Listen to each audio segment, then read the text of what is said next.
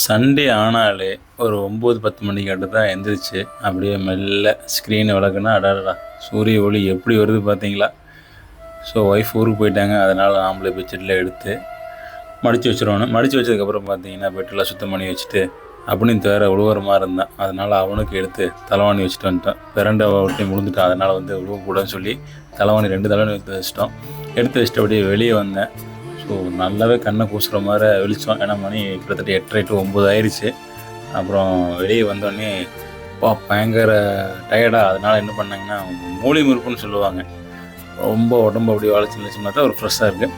அதுக்கப்புறம் நம்ம அப்படியே ஃப்ரெஷ்ஷையும் பேஸ்ட்டு எடுத்துகிட்டு அப்படியே கொஞ்சம் நம்ம இயற்கை சம்மந்தமாக நம்ம கார்டனில் போயிட்டு ஒரு விசிட் கொடுத்துட்டு அப்படியே நம்ம சூரிய நமஸ்காரம் பண்ணிகிட்டே பல்ல வளர்க்கணும்னா நல்லாயிருக்கு. நல்லா வெயில் கிட்டத்தட்ட 9:07 ஆச்சுங்க. நல்லா பல்ல ஃபுல்லாக தேய்ச்சி விளக்கிட்டு அதுக்கப்புறம் அப்படியே வாயை கொஞ்சம் குப்பிளிச்சிட்டு நமக்கு வந்து காலையில் வந்து டீ குடிச்சிட்டோம்னா கம்முன்னு போயிருங்க. டீ குடிச்சிட்டோம்னா ஒரு 11 மணிக்கு மேலே நாம் சாப்பிட்டுக்கலாம். ஏன்னா அந்த ஒரு நாள் மட்டும் ரிலாக்ஸு. அப்புறம் மறுபடியும் எப்பவும் போல் லைஃப் வந்து ஆஃபீஸு ஒர்க்கு அது மாதிரி ரிப்பீட் ஆயிரும். அது வீட்டில் அதனால் அப்பா வந்து காலையிலேயே பால் கறந்து வச்சுட்டு போயிட்டார். போய் நான் பால் எடுத்துகிட்டு வந்துட்டு நானே டீ போட்டு, இது சின்ன வயசுலேருந்தே டீ போட்டுருவேன். உறம்புறைங்களாம் வந்தாங்கன்னா நானே, அம்மா அவரெலாம் இல்லைன்னா நானே டீ போட்டு உறம்புறைங்களை கொடுத்துடுவேன்.